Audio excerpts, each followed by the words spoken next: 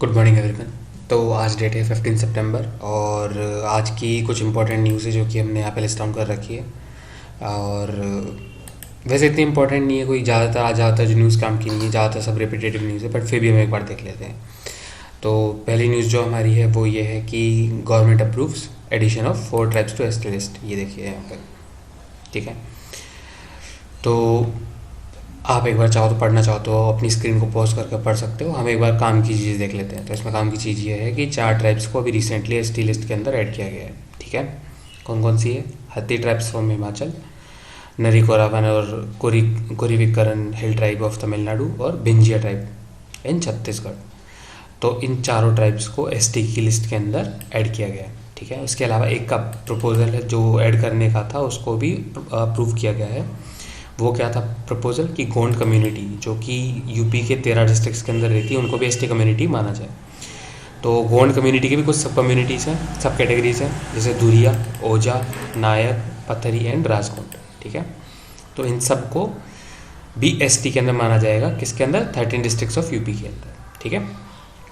अब बात यह है कि कॉन्स्टिट्यूशन प्रोविजंस कौन कौन से एसटी कम्युनिटी के लिए। तो देखो बेसिक 15, 16, 19 ये जो है इनके अंदर अगर आप देखोगे, इनको आप डिटेल में पढ़ोगे तो आप पाओगे कि SC ST के लिए कुछ ना कुछ प्रोविजंस इन्होंने दे रखे हैं, ठीक है।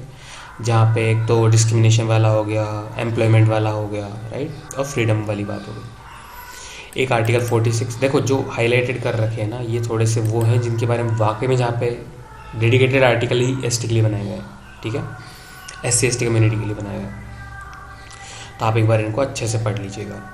अगला जो चीज़ है वो है कि कौन कौन सी कॉन्स्टिट्यूशनल बॉडीज़ है एसटी के लिए।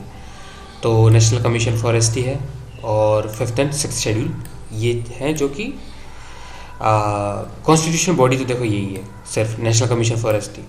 ये कोई कॉन्स्टिट्यूशनल बॉडी नहीं है, ये तो बस मैंने ऐड कर दिया कि ये शेड्यूल है, ठीक है। तो अगर यदि मैं इसको यहाँ से हटा करके यहाँ पे लिखूँ तो ज़्यादा बेटर रहेगा, ठीक है। तो ये तो हो गया हमारा पहला न्यूज़। जो अगला न्यूज़ है जो कि मेरे को लगा नहीं कि इतना कुछ इसमें से, मतलब वैसे थोड़ा सा ध्यान रहना चाहिए कि, तो आप पहले एक बार न्यूज़ देख लीजिए कि export dips to a 9 month low after growth slows.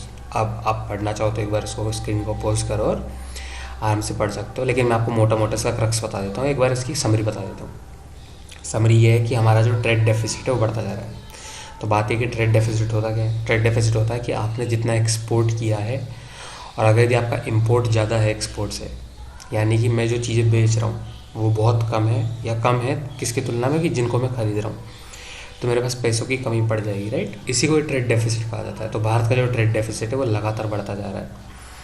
अब बात है कि ट्रेड डेफिसिट बढ़ क्यों रहा है, तो देखो इसके पीछे काफ़ी सारे कारण हैं। सबसे पहले तो हमारा जो एनर्जी का जो, अगर आप देखोगे इसको आप न्यूज़ को अच्छे से पढ़ोगे तो कोल के प्राइसेस और डीजल के प्राइसेस, जो पेट्रोलियम प्राइसेस है, पेट्रोलियम प्रोडक्ट्स के प्राइसेस वो बढ़ चुके हैं, जिसकी वजह से ओवरऑल जो हम पे करते हैं अमाउंट इंपोर्ट का वो बढ़ चुका है, ठीक है। अब बात करते चलो ठीक है इंपोर्ट तो बढ़ गया, तो हमको एक्सपोर्ट भी बढ़ाना चाहिए। लेकिन एक्सपोर्ट में इंडिया तक एक्सपोर्ट करता क्या है? इंजीनियरिंग सर्विसेज, मैन्युफैक्चर्ड चीज़ें और engineering products, right, service sector, agriculture. तो आप ये पाओगे कि इनके जो प्राइमरी यूज़र्स हैं, देखो यहाँ पे इंडिया के जो मेजर एक्सपोर्ट डेस्टिनेशन है वो US, UK और यूरोपियन यूनियन, UAE वगैरह ये भी हैं, लेकिन मेजर हमारे ये 3 हैं, राइट। अब ये वो 3 कंट्रीज़ हैं या फिर ये 3 वो एरिया है जहाँ पे ऑलरेडी यूक्रेन रशिया वॉर की वजह से इन्फ्लेशन काफ़ी हाई है और ये लोग अभी एक्सपोर्ट ज़्यादा नहीं कर सकते, अदरवाइज़ इनका खुद का ट्रेड डेफिसिट ज़्यादा बढ़ जाएगा। इन सभी एरिया में अगर आपको पता हो, खास करके यूरोप UK के अंदर, they are spending more money on fuel. Why? क्योंकि वहाँ पे धीरे धीरे ठंड आने वाली है और उनको अपने फ्यूल, उनके खुद का एनर्जी क्राइसिस चल रहा है।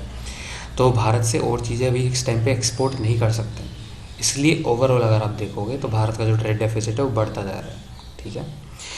इसके अलावा एक और था कि रूपी का डेप्रिसिएशन हुआ है, तो इसकी वजह से भी कम्पिटिटिवनेस बढ़नी चाहिए। बिल्कुल सही बात है। अगर आपको पता हो जब रूपी या कोई भी करेंसी, किसी भी कंट्री की करेंसी जब डेप्रिशिएट होती है तो उसका एक्सपोर्ट है जो है वो बढ़ता है, उसका जो कम्पिटिटिवनेस है वो बढ़ता है। अगर आपने देखा हो श्रीलंका के केस में, श्रीलंका रुपी भी अभी काफ़ी अच्छा खासा डेप्रिशिएट हुआ है, ठीक है। तो बात ये है कि अब क्यों नहीं हो रहा है रुपी, तो अगर आप देखोगे तो 80 तक तो टच कर चुका है आराम से, राइट। तो अब कम्पिटिटिवनेस क्यों नहीं बढ़ रही है? उसका कारण ये है कि सिर्फ वो तभी होता है कि अगर यदि कोई पर्टिकुलर करेंसी डिप्रिशिएट करती है और बाकी सब स्टेबल रहती है, तब जाके कम्पिटिटिवनेस बढ़ती है। अगर यदि सारी की सारी करेंसी एक साथ ड्रॉप करने स्टार्ट कर देती है तो कम्पिटिटिवनेस वैसे की वैसी ही रहती जैसे पहले थी। तो अभी के केस में वो कह रहा है सारी की सारी करेंसी ज़्यादातर डेप्रिशिएट कर रही है, इंक्लूडिंग इंडियन रुपी, इसलिए वो कम्पिटिटिवनेस इतना कोई ज़्यादा हेल्प कर नहीं पा रही है इन सब चीज़ों के अंदर। ठीक है, तो इस वाली न्यूज़ से रिलेटेड ये है। अगली जो न्यूज़ थी जो काम की मुझे लगी वो ये कि wholesale inflation slowed to an 11th month low at 12.4% in August. तो आप एक बार इसको पूरे को पढ़ना चाहो तो पोज करो स्क्रीन को, पढ़ लीजिए। लेकिन काम की बात इसमें ये है कि देखो दो चीज़ें होती हैं, एक तो कंज्यूमर प्राइस इंडेक्स होती है और एक होलसेल प्राइस इंडेक्स होती है। इन्फ्लेशन के अंदर पहले यूपीएससी काम से चीज़ वो जो है वो ये है कि जो पहले हम यूज़ करते थे इन्फ्लेशन चेक करने के लिए या फिर महंगाई को चेक करने के लिए, उसमें होलसेल प्राइस इंडेक्स को हम यूज़ करते थे, सीपीआई को यूज़ नहीं करते थे। सीपीआई यानी कंज्यूमर प्राइस इंडेक्स। तो फिर बाद में हम सीपीआई को यूज़ करना स्टार्ट कर दिए। क्यों? देखो, होलसेल प्राइस इंडेक्स के अंदर जो है वो हर चीज़ इंक्लूड नहीं होती। कैसे कि अगर यदि आपने बाहर से कोई इंपोर्ट की है कोई चीज़, जैसे मान के चलो भारत के अंदर मुनक्के या फिर खजूर वगैरह इंपोर्ट करते हैं, राइट, फ्यूल वगैरह में इंपोर्ट करते हैं, तो ये सारे के सारे डब्ल्यूपीआई के अंदर नहीं आते हैं। ये सारे डब्ल्यूपीआई में वही आते हैं जो हमारे हम यहाँ पे इंटरनली खुद ही बनाते हैं, मैन्युफैक्चर करते हैं या प्रोड्यूस करते हैं, उसको फिर हम बाद में सप्लाई चेन के अंदर इधर उधर भेजते हैं।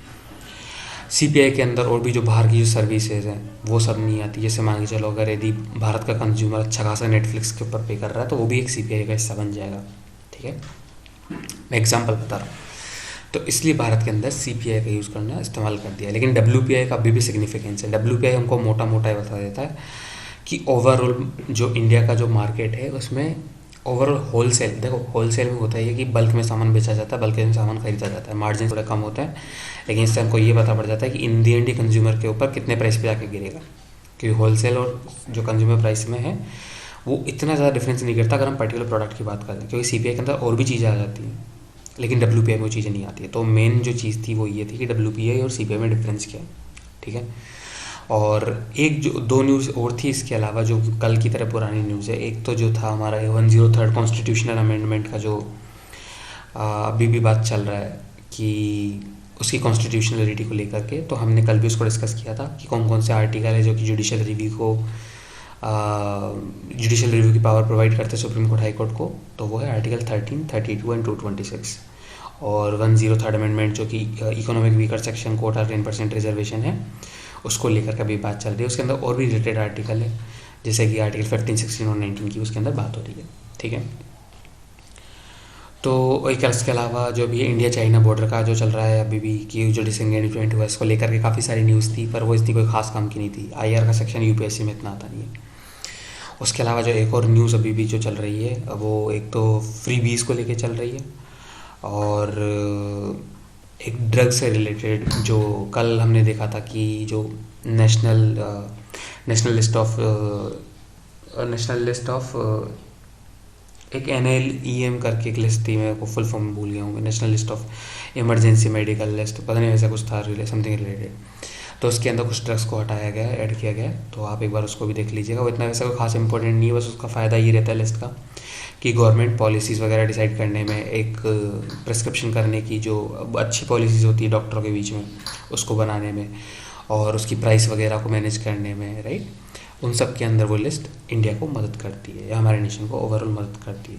ठीक है, so that's it pretty much for today. Thank you for your time. Bye bye, take care.